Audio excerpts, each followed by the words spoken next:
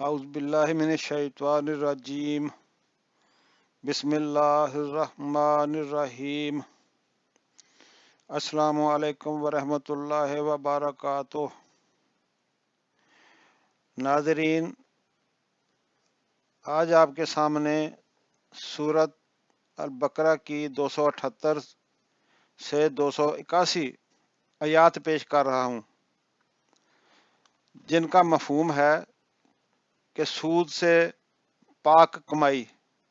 یا سود کی ممانعت کے بارے میں احکامات۔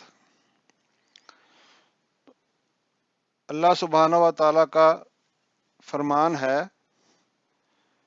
اے ایمان والو، اللہ تعالیٰ سے ڈرو، اور اگر تم واقعی مومن ہو تو جو سود باقی رہ گیا ہے اسے چھوڑ دو، اور اگر تم نے ایسا نہ کیا تو اللہ اور اس کے رسول کی طرف سے بڑی جنگ کا اعلان سن لو، اور اگر توبہ کر لو تو تم صرف اپنے اصل مال کے حقدار ہو، نہ تم کسی پر ظلم کرو اور نہ تم پر ظلم کیا جائے، اور اگر مقروض تنگ دست ہو تو اسے آسانی سے مہلت دے دینا لازم ہے، اور یہ کہ تم نے راس المال یعنی صدقہ کرو تو یہ تمہارے لیے بہت بہتر ہے اگر تم جانتے ہو، اور اس دن سے ڈرو جس میں تم اللہ کی طرف لٹائے جاؤ گے، پھر وہاں ہر شخص کو اس کے اعمال کا پورا پورا بدلہ ملے گا اور ان پر ظلم نہیں کیا جائے گا۔ ناظرین، ان آیات مبارکہ میں اللہ تبارک و تعالیٰ نے سود سے منع فرمایا ہے، اور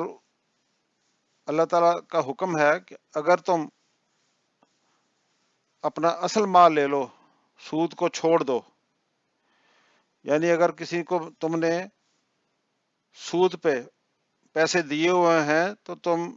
اپنے اصل کے حقدار ہو، اور اس کے لیے آسانی اور اس کو مہلت دے دو، یعنی مقروض کو قرض کی ادائیگی میں اس کو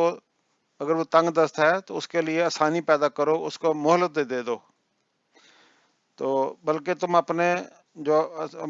راس المال ہے اس میں سے صدقہ کرو تو تمہارے لیے بہتر ہوگا، اور روز قیامت سے ڈرو